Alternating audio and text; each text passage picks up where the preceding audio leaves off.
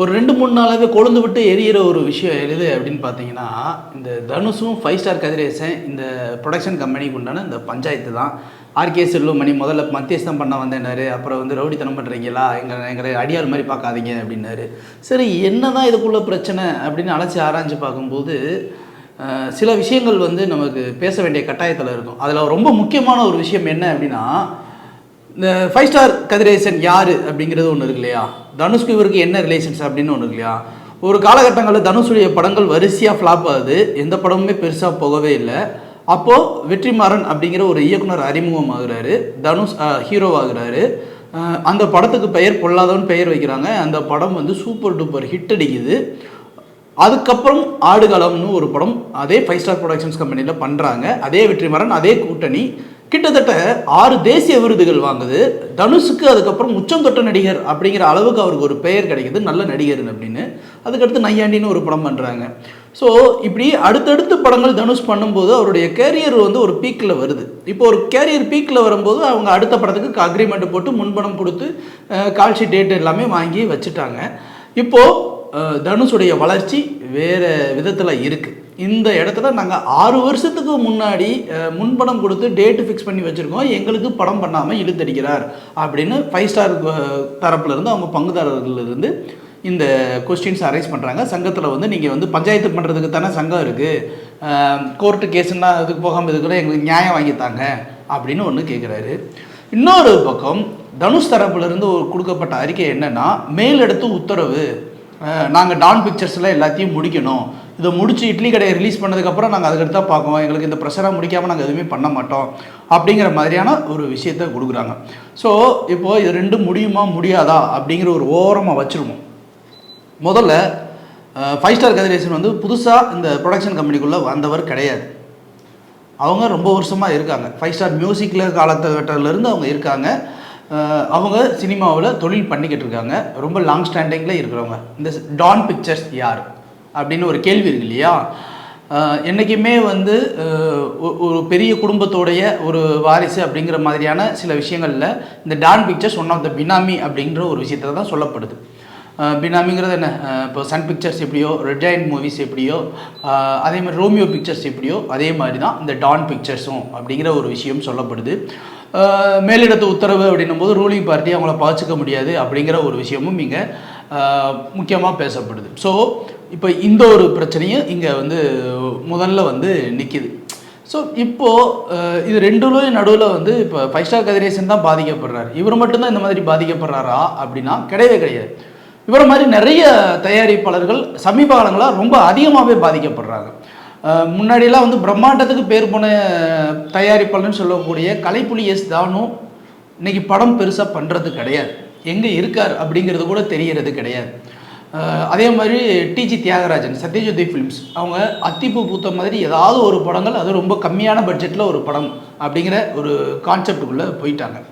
ஆனால் பெரும்பாலான படங்கள் பார்த்திங்கன்னா ரெட் ஜாயிண்ட் மூவிஸாக இருக்கட்டும், டான் பிக்சர்ஸாக இருக்கும், ரோமியோ பிக்சர்ஸாக இருக்கும், இந்த மாதிரியான விஷயங்களுக்குள்ளே தான் இப்போ படங்கள் வந்துக்கிட்டு இருக்குது. அதை தாண்டி போச்சுன்னா கொஞ்சம் சன் பிக்சர்ஸ் உள்ள வரும். இந்த 4 கம்பெனியும் யார், இவங்களால் இப்போ இந்த தயாரிப்பாளர்கள்லாம் பாதிக்கப்படுறாங்க. இவங்க சங்கத்தை நம்பி உட்காந்துருக்காங்க. சங்கம் இவங்களால் எந்த ஒரு பிரச்சனையும் சமாளிக்க முடியல. தனுஷ் அப்படிங்கிற ஒரு நடிகர் ஒரு பகடக்காய். இப்போது தனுஷால் வந்து இங்கே இப்படி இருக்குது அப்படின்னு ஒரு விஷயத்தில் அவர் லாக் ஆகி உட்காந்துருக்காரு. தனுஷ் லாக் ஆகிறதுக்கு இன்னொரு பிரச்சனை என்னென்னா, போயஸ் கார்டனில் அவர் கட்டி வச்சுருக்க அந்த 150 கோடி ரூபாய்க்கு உண்டான வீடு. இப்போ அவ்வளோ கட்டியிருக்காரு அப்படின்னா அந்த கடன் அடைக்கணும், அந்த வேலைகள்லாம் இருக்குது. அவருக்கு 50 கோடி ரூபா சம்பளமே இருந்தாலுமே கூட மற்ற விஷயங்கள் இருக்குது இல்லையா, மெயின்டெனன்ஸ் அது இதுன்னு. ஸோ இதுக்கும் இன்னொரு பக்கம் ஓட வேண்டிய கட்டாயத்தில் அவர் இருக்கார். இப்போ ஓவராலாக பார்க்கும்போது இது வந்து தனுஷ் வந்து ஒரு ட்ரம்ப் கார்டு தான். தனுஷால் மட்டும்தான் இந்த பிரச்சனை வந்திருக்கு அப்படின்னா கிடையவே கிடையாது. இதை தாண்டி நிறைய பிரச்சனைகள் இருக்குது. தனுஷ் தரப்புலேருந்து இன்னொரு விஷயங்களும் நம்ம யோசித்து பார்க்க வேண்டியது இருக்குது. 6 வருஷத்துக்கு முன்னாடி தனுஷுடைய சம்பளம் ஒரு 15 கோடி வச்சுக்குவோம். அப்போது முன்பணமாக ஒரு 1.5 கோடி கொடுத்து புக் பண்ணியிருக்காங்கன்னு வச்சுக்குவோம். தயாரிப்பாளர் தரப்புலேருந்து அந்த தனுஷ்க்கு ஏற்ற மாதிரியான கதைகள் அமையலை, இல்லை இயக்குனர் அமையலை, இல்லை அவங்களுக்கு ஃபண்டு கொடுக்க வேண்டிய ஃபினான்சியர்ஸ் அமையலை அப்படின்னும் போது அது டேட்டு தள்ளி போய் எக்ஸ்பைரி ஆகிடுச்சுன்னு வச்சுக்குவோம். இப்போ 6 வருஷத்துக்கு அப்புறம் எங்களுக்கு ஃபண்டு வந்திருக்கு, எல்லாம் வந்திருக்கு, நீங்கள் படம் பண்ணுங்க அப்படின்னாங்கன்னா, தனுஷ் வந்து அன்னைக்கு கால்ஷீட்டு கொடுக்கும்போது வாங்கின அதே 15 கோடியை வச்சு இந்த படத்தை பண்ணி கொடுப்பாரா, இல்லை இப்போ வர இந்த 50 கோடியை வச்சு படம் பண்ணி கொடுப்பாரா அப்படிங்கிற ஒரு கேள்வி வருது இல்லையா? ஸோ இந்த கேள்விக்கு ஒரு தெளிவான விளக்கம் தயாரிப்பாளர் தரப்புலேருந்து கொடுத்தா மட்டும்தான் இதுக்கு உண்டான அந்த சொல்யூஷன்ஸ் வரும். எந்த ஒரு நடிகருமே வந்து நாங்கள் அக்ரிமெண்ட் படி இன்றைக்கி தான் பண்ணணும், இது பண்ணலைன்னா பண்ண மாட்டோம் அப்படின்னு சொல்லி பெரும்பாலான நடிகர்கள் சொல்கிறது கிடையாது. டேட்ஸ் இல்லை, டேட்ஸ் இருக்கும்போது நாங்கள் பண்ணி கொடுக்குறோம் அப்படின்வாங்க, இல்லை அவாய்ட் பண்ணுவாங்க, ஸ்கிப் பண்ணுவாங்க. இதுதான் நடக்கிற ஒரு விஷயம். ஸோ ஓவராலாக இந்த இடியாப்ப சிக்கலில் நமக்கு தெரிந்த ஒரு விஷயம் என்ன அப்படின்னு பார்த்தீங்கன்னா, அந்த வார்த்தை மேலெடுத்து உத்தரவு. என்ன அந்த மேலெடுத்து உத்தரவு? யார் சொல்கிறா? எதுக்கு வந்து படங்கள் இருக்குது? படம் அப்படிங்கிறது மக்களுக்காக கொடுக்க வேண்டிய ஒரு விஷயம் தானே. அந்த ஒரு விஷயத்தை எதுக்கு இப்படி சுற்றி சுற்றி சுற்றி இப்படி அடிக்கணும்? அதையே ஒரு தனுஷ் இவ்வளோ தெளிவாக வெளிப்படையாக இந்த இடத்துல பேசணும். ஒரு படம் இப்படி நல்லா இருக்குது, இந்த படம் வந்து இதனால் நிறைய தயாரிப்பாளர்கள் பாதிக்கப்படுறாங்க அப்படிங்கிற ஒரு விஷயத்த ஏன் நடிகர்கள் யாருமே முன்வந்து பேச முடியறதில்லை? ஏன் பெரிய பெரிய இந்த கம்பெனிகளுக்கு மட்டுமே இவங்க படம் பண்ணுறாங்க அப்படின்னு யோசிக்கும் போது அடுத்தது அது ஒரு பிரச்சனை வருது. என்ன பிரச்சனை அப்படின்னா, இப்போது ஒரு 4 படங்கள் வருதுன்னு வச்சுக்கோங்க. அதில் வந்து ஒரு பெரிய படம், இப்போ Red Giant Movies, Dawn Pictures, இந்த மாதிரி இந்த ரூலிங் பார்ட்டி இருக்கிற ஒரு ப்ரொடக்ஷன் கம்பெனிலேருந்து ஒரு படம் எடுக்கிறாங்க அப்படின்னு வச்சுக்கோங்க. ஒரு சின்ன தயாரிப்பாளருடைய ஒரு படம் எடுக்கிறாங்கன்னு வச்சுக்கோங்க. இப்போ இந்த 2 படங்களும் அடுத்த டைமில் ஒரு டேட்டில் ரிலீஸ் ஆகுதுன்னு வச்சுக்கோங்க. இப்போ ரிலீஸ் ஆகுது அப்படின்னா இவங்க எடுக்கும்போது ஒரு பெரிய படம், பெரிய பேனர் அப்படின்னும் போது இந்த திரையரங்கு உரிமையாளர்கள் எல்லாருமே இவங்க கட்டுப்பாட்டில் வச்சுருப்பாங்க. இந்த சின்ன படம் இருக்குது இல்லைங்களா, சின்ன படம் நல்ல படமாக இருந்தாலுமே கூட வாங்கக்கூடிய சூழ்நிலையை அவங்களுக்கு அமைய மாட்டேங்குது. அதனால் திரையரங்கள் ரொம்ப குறைவாக கிடைக்கும். இல்லை ஒரு சில திரையரங்கள் இல்லை இந்த படம் நல்லா இருக்கு நான் வாங்குறேன் அப்படின்ட்டாங்கன்னா, நாளைக்கு அவங்களுக்கு வேறு எந்த படமும் இல்லாத சமயத்தில் இவங்க போய் அந்த பெரிய படத்தை போய் கேட்கும்போது இவங்க கொடுக்குறதுக்கு இல்லை அப்படிங்கிற ஒரு குற்றச்சாட்டு எழுது.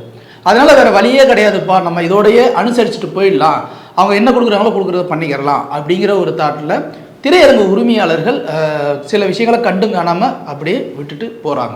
இதில் இன்னொரு விஷயமும் இருக்குது, பிளாக்ல டிக்கெட்டு அதுன்னு ஒரு ஒரு எப்படி சொல்லணும்னா ஒரு சின்னதாக ஒரு பெருத்த லாபமும் இதில் கிடைக்கிது.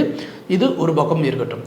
நடிகர்கள் ரஜினி, கமல், சூர்யா, விக்ரம், இந்த மாதிரி பெரிய நடிகர்கள் எல்லாருமே டிஸ்ட்ரிபியூஷன் மற்ற விஷயங்களுக்கெல்லாம் ஏன் அங்கே போகிறாங்க அப்படின்னா, அவங்களுடைய படங்கள் வந்து ஒரு பெருசாக வந்து ஒரு மாசிவாக ரிலீஸ் ஆகுது. இந்த மாசிவாக ரிலீஸ் ஆகிற இடம் வந்து இந்த மாதிரியான திரையரங்குகளில் தான். அது சிங்கிளாக ரிலீஸ் ஆகுது. அப்போது போட்ட காசு எடுக்கணும், படம் நல்லா இருக்குது நல்லா இல்லை அடிக்கிறது. இப்போ மக்கள் எல்லாரையும் பார்க்க வைக்கணும் அப்படின் போது இந்த பெரிய பேனர்லேருந்து உள்ளே இறங்குது அப்படின்னா மட்டும்தான் உள்ளே வர போகிறாங்க. அவங்களுக்கு கலெக்ஷன் எடுக்கணும், அவங்களுக்கு ஃபண்டு வரும். இப்போ வேறு இந்த பேன் இண்டியா படமாக இருக்குன்னா அவங்களுடைய சம்பளம் ஏறும். இப்படி பல க்ரைட்டீரியாவை அவங்க வச்ச மனசில் வச்சுட்டு என்ன பண்ணுறாங்கன்னா இந்த மாதிரியான ஒரு விஷயங்களில் இந்த மாதிரி ஒரு பெரிய ப்ரொடக்ஷன் கம்பெனியில் கொடுக்குறாங்க. அப்போது ஓவராலாக என்ன நடக்குது அப்படின்னா, இந்த மாதிரி ஒரு corporate kind of production houses, அதே மாதிரி இந்த மாதிரி ரூலிங் பார்ட்டி கண்ட்ரோலில் இருக்கிற ஒரு ப்ரொடக்ஷன் ஹவுசஸ் எல்லாமே ஒரு மோனோபோலியாக செயல்படுது. இவங்க மோனோபோலியாக செயல்படுறதுனால சிறு குறு தயாரிப்பாளர்கள்னு சொல்லக்கூடிய நிறைய தயாரிப்பாளர்கள் இன்றைக்கி காணாமல் போயிட்டாங்க. ஒரு சில தயாரிப்பாளர் சங்கத்தில் உட்காந்து பஞ்சாயத்து பண்ணிக்கிட்டு இருக்காங்க. இது வந்து தமிழ் சினிமாவுக்கு ஆரோக்கியமானதான்னு கேட்டால் முற்றிலும் ஆரோக்கியமானது அல்ல. இது வந்து ஒரு புறையோடு போகிற ஒரு விஷயம். ஏற்கனவே சினிமாவை பார்த்து பூரா பேரும் கழுவி ஊற்றுறாங்க தமிழ் சினிமாவை. என்னடா படம் எடுத்து வச்சுருக்கீங்க, என்னடா படம் எடுத்து. ஒரு காலத்தில் மற்ற படத்தை வச்சு நம்ம படத்தோட ட்ரோல் பண்ணிக்கிட்டு இருந்தோம். இன்றைக்கி நம்ம படத்தை மற்றவங்க படத்தோட வச்சு ட்ரோல் பண்ணுற ரேஞ்சுக்கு வந்துருச்சு. இப்போ ரீசெண்டாக சிக்கந்தர் படத்தில் ஏஆர் முருகதாஸ் வச்சு செய்கிறாங்க. நம்ம ஊரில் தான் நமக்கு படம் வரலேருந்து அந்த ஊர் போனால் அந்த ஊரில் இப்படி கேவலப்படுத்தி வச்சுருக்கீங்க அப்படிங்கிற அளவுக்கு நம்ம படங்களும் நம்மளுடைய இயக்குநர்களோட க்ரியேட்டிவிட்டியும் எல்லாமே அழிஞ்சு போய் ஒரு ஹீரோ ஒர்ஷிப் அப்படிங்கிற ஒரு கட்டத்துக்குள்ளே நம்ம போய்கிட்டு இருக்கோம். இது இப்படியே போச்சு அப்படின்னும் போது தமிழ் சினிமா சாகுதோ இல்லையோ, தமிழ் மக்களுக்கு தமிழ் சினிமா மேலே இருக்கிற ஈர்ப்பு குறைஞ்சிரும் அப்படிங்கிற ஒரு அச்சத்தை தான் இதை ஏற்படுத்துது. இந்த நிலை மாற வேண்டும். லைக், ஷேர் அண்ட் சப்ஸ்கிரைப் பண்ணாதவங்க இப்பவே சப்ஸ்கிரைப் பண்ணிருங்க. எங்களோட அப்டேட்ஸ் உங்களுக்கு வரணும்னா பெல் பட்டனை பிரஸ் பண்ணுங்க.